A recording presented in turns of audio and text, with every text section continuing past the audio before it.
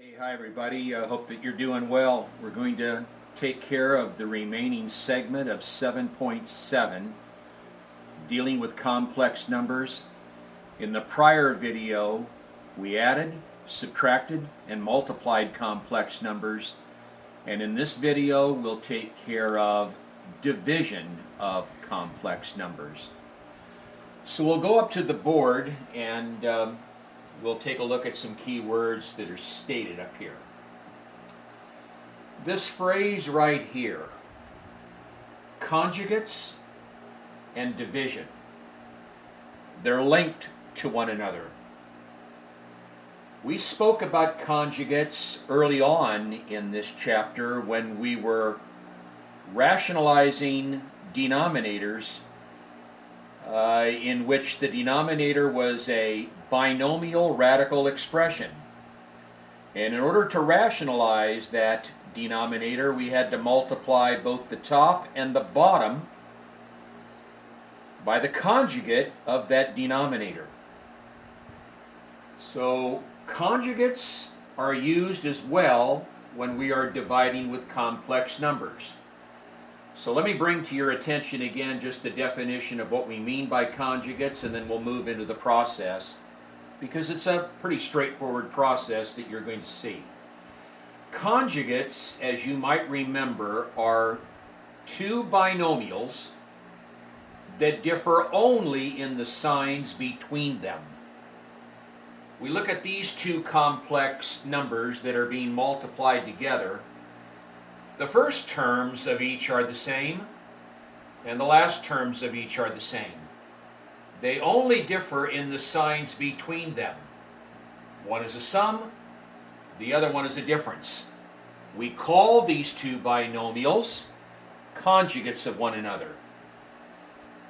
And the thing that happens when we multiply conjugates together, we will always get as a result a rational number. That's why back earlier on in the chapter, when we were rationalizing denominators, when we multiplied both the top, the numerator, and the denominator by the conjugate of the denominator's value became rationalized. It became irrational. That's what's going to happen here when we multiply these. Now, because they're conjugates, we don't have to multiply the outer and the inner. We just multiply the first terms. I'll show you the outer and the inner just so that you can see that they're going to cancel out. The outer will give us a negative 28i. The inner will give us a positive 28i. They go bye-bye. They whitewash out. They cancel out. So we go to the last, and we'll have a negative 49i squared. You bring down the 16, and you bring down that negative 49, and that negative 49 is going to have to be multiplied by the value of I squared, which we now know is negative 1. So this will turn then out to be 16, positive 49, and give us a 65. If you look at that result, notice there's no I involved in the answer. The answer is rational. When we multiply conjugates together in any form, the final result will be a rational number. So conjugates are tied to dividing with complex numbers. We're going to be doing number one over here first. We are dividing this complex by this one. If you look at it, it looks very similar to where we had to rationalize a denominator earlier on in chapter 7. No, we didn't see the imaginary part then. It wasn't defined. But the structure of problems 1 and 2 are similar to the ones earlier on in the chapter where we had to rationalize a denominator when the denominator was a binomial and the binomial had a radical in it. Well, we are going to do the similar technique when we are dividing with complex numbers. So we use conjugates to divide complex numbers. Now I'm going to erase this because I want to have clearly enough room to show the process of what we're going to do. Number 1, 7 plus 4i divided by 2 minus 5i. Now, I'm going to move right into the process. Here is what we do in order to divide this complex by this. We multiply the original expression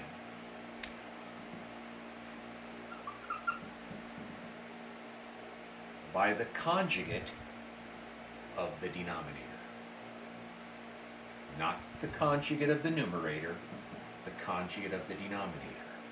Now let's make no mistake about it. Some people will make an error. They will bring out a new fraction bar. And instead of multiplying both the numerator and the denominator by the conjugate of the denominator, they'll multiply both the numerator and denominator by the exact denominator. That is wrong. We do not multiply both top and bottom by 2 minus 5i. We multiply the top and the bottom by the conjugate of this denominator, which is 2 plus 5i. So 2 plus 5i there, and 2 plus 5i on the bottom. Now folks, before we multiply this out, I want you to really understand what is being done. In order to divide this complex by this one, we are going to multiply this overall complex fraction by 1. This is equivalent to 1. It's written in a different form so we can do our process, but we are multiplying it by 1. And we're going to get an equivalent expression to what we see right here.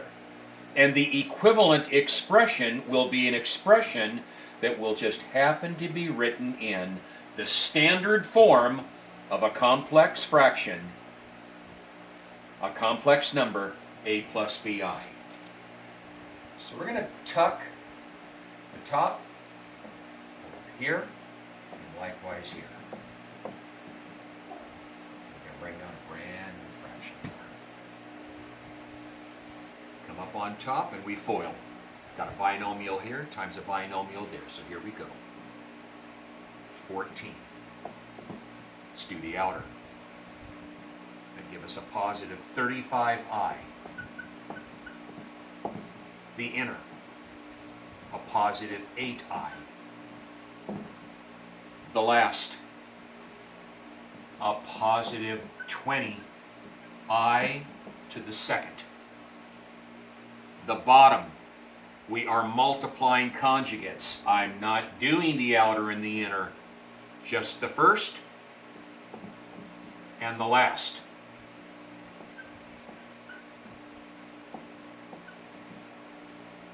Down. Now let's begin to tidy it up and simplify.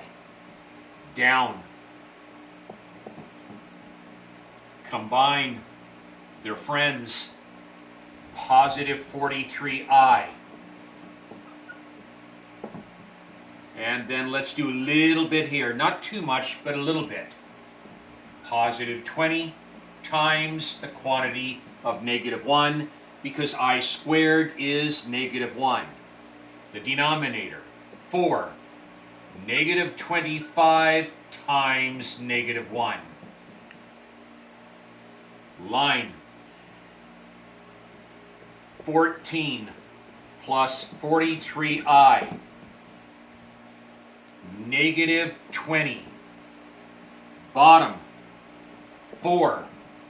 Negative times negative. Positive 25. Next, I'm going to kind of move it into the form of a plus bi. That negative 20 is going to get added with that 14. Negative 6 plus 43i. Got to be careful with my eyes sometimes. And on the bottom, 29. Now some people will stop at that point because it's pretty much simplified. But it's not quite written in the form a plus bi. We can kind of see the a plus bi, but it's not written in that form. Division is distributive. We can take negative 6 and divide it by 29, and we can then come back and take the 43i and divide it by 29, and that is exactly what we're going to do to get it in that a plus bi form. So we write negative 6 over 29. There's your a. There's your real number part, plus 43 over 29i. If you want to elevate the I by the 43, it's fine, but we ordinarily put it even Steven with the bar. It does not go down by the denominator, and there is the quotient. There's the answer to the division statement. So you can see the steps, and we'll want to see them. And you'll want to write it, or you're going to make a mistake. Now we'll do 2 more. The second one is going to resemble the first one, just so that you see it again. Number 2, 6 plus 2i divided by 4 minus 3i. We're going to roll right into the multiplication by 1. Bar. Conjugate of him. Not him. Conjugate of him. And likewise here. Because this expression must equal 1, and it does. Tuck. Tuck. Line.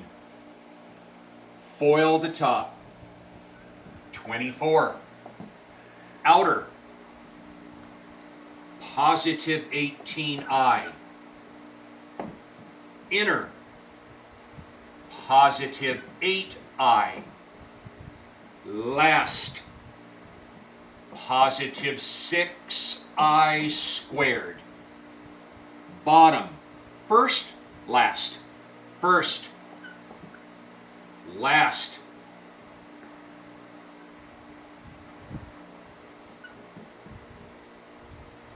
Bar. Let's begin to simplify. Down. Combine. They're both positive.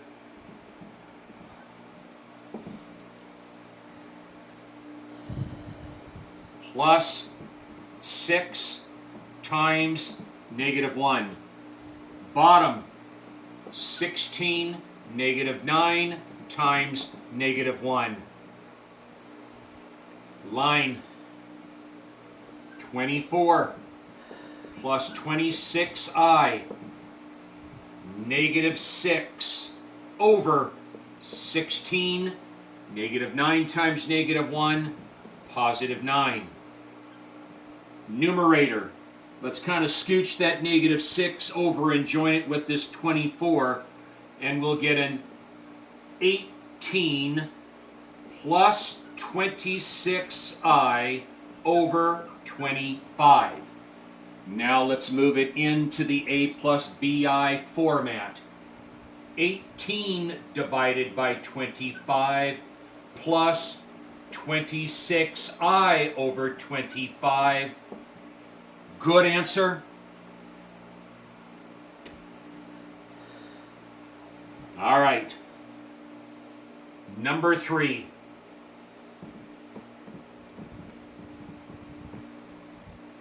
Little twist, but nothing major.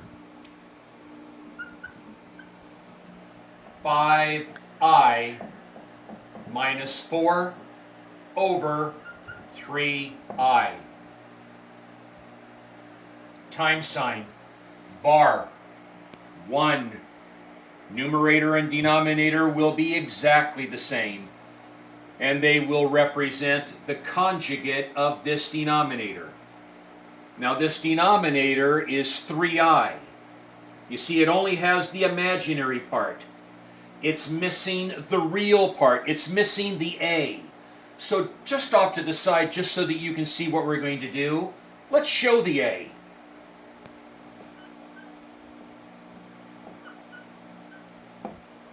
That's what the denominator really is. So the conjugate of that would be 0 minus 3i, or just merely a negative 3i. We don't need the 0 and we don't want the 0. There. There. Draw the line. Now I'll tuck him. I don't know if we need to really tuck anything else, but on the top we have to distribute this negative 3i to each of these terms. I think we can do it without putting that negative 3i closer. I'll do him first, and then I'll come back and do this guy. Negative 3i times negative 4. 12i. Then the negative times this positive, and that'll be a negative. 3 times 5 is 15i squared. The bottom, 3i times a negative 3i, negative 9i squared. Down, 12i, negative 15 times, minus 15 times negative 1. Bottom, negative 9 times negative 1. Bar, 12i, positive 15 over 9. I'm going to kind of commute that top. I wouldn't have to still be able to get it in a plus bi, but I'm going to commute it. We'll have 15 plus 12i over 9. And we would then have this 15 over 9 plus 12i over 9. I'm glad it happened. You look at that a plus bi format, and each one of those fractions can be reduced. This one by a 3. This one by a 3. Let's do it carefully. 3 goes into 15 5 times, and into 9 3 times. That would give us 5 over 3 plus 3 goes into 12 4 and into 9 3 plus 4 thirds I. Done. By the way, they don't get combined any further because the numerators are different. The first numerator term is 5 and the second one is 4i. There's no need in doing anything else. It's fine the way that it is. So that's the division. Now there's one last little aspect to 7-7.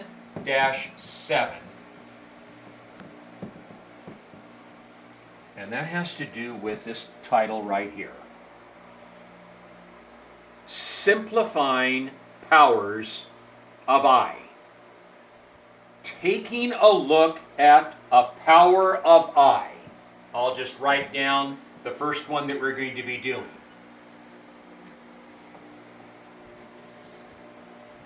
Simplifying a power of I. To simplify a power of I, we express this power of I in terms of I squared. So maybe if Kristen can just show that little boxed off idea. We simplify a power of I by expressing the power of I in terms of I squared, because we know the numerical value of I squared. So here's what we mean. We're going to take this I to the 16th, and we're going to rewrite it. We're going to rewrite it into an expression that means the same thing as I to the 16th, and we're going to express it in terms of I squared. Now here's the first condition that has to be met before we can express this in terms of I squared. The original power of I has to have an even-numbered exponent. If it doesn't have an even-numbered exponent, we're going to have to create one so that we can use I squared. Now we're starting off with number 1. The exponent for this power of I is even. So we're going to express it in this way. Step 1. Put a parenthesis. And inside the parenthesis, we're going to rewrite this in terms of I squared. So we put I squared in the house.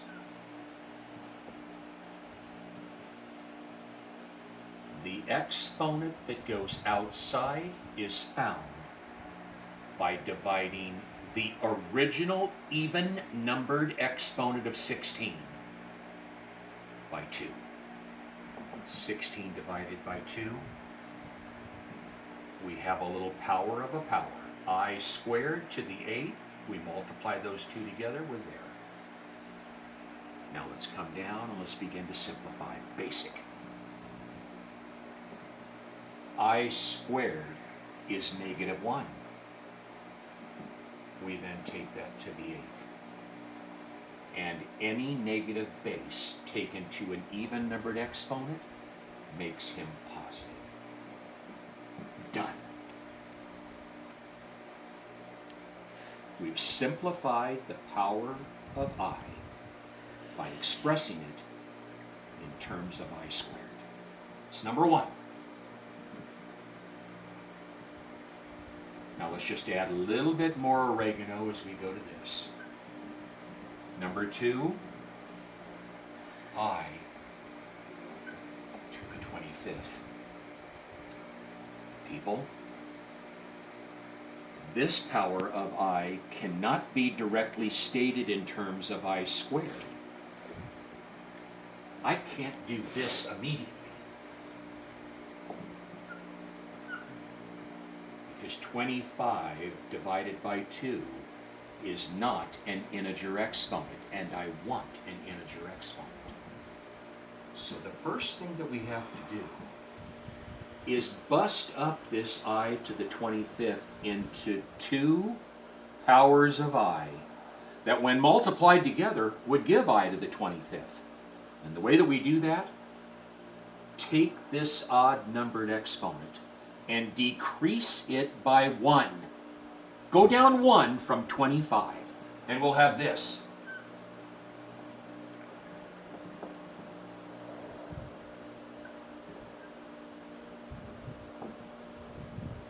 I to the 24th times I to the 1st, I to the 25th. Now this puppy is even. Don't worry about him. Let's go to this one. He's even. We'll express this power of I in terms of I squared.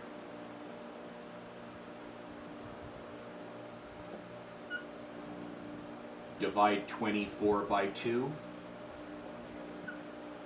Just bring down times I. I squared, -1. To the 12th times I. -1 to the 12th. The exponent is even. +1. -1 times -1 times -1, 12 times 1. 1 times I.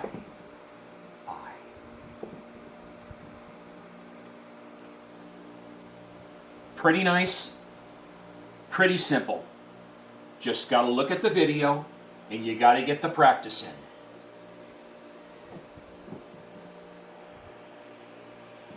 Let's look at number 3.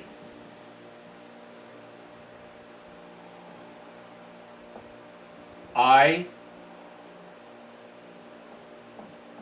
to the 43rd. He's an odd. He's not divisible by the exponent of 2 that would be in that I squared. Bust him up. Decrease 43 by 1. I to the 42nd times I. Now let's express this one in terms of I squared because he's even.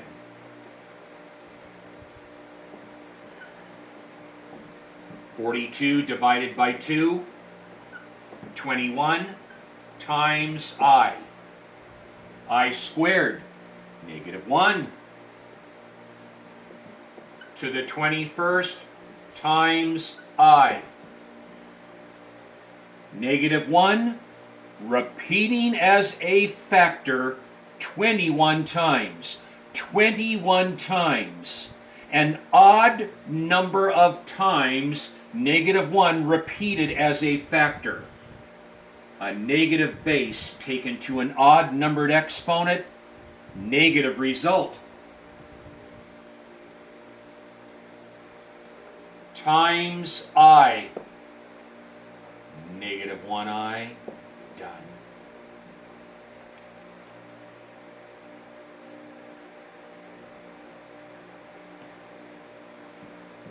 One for the road, and chapter 7 will come to a close.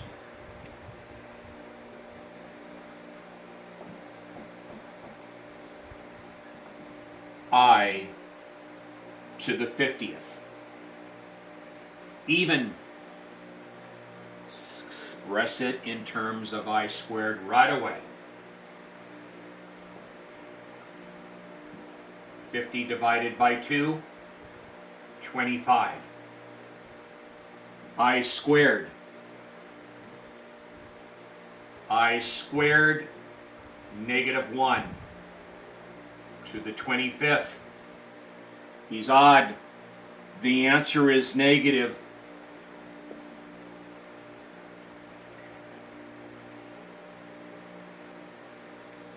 So folks, we hope you enjoyed chapter 7.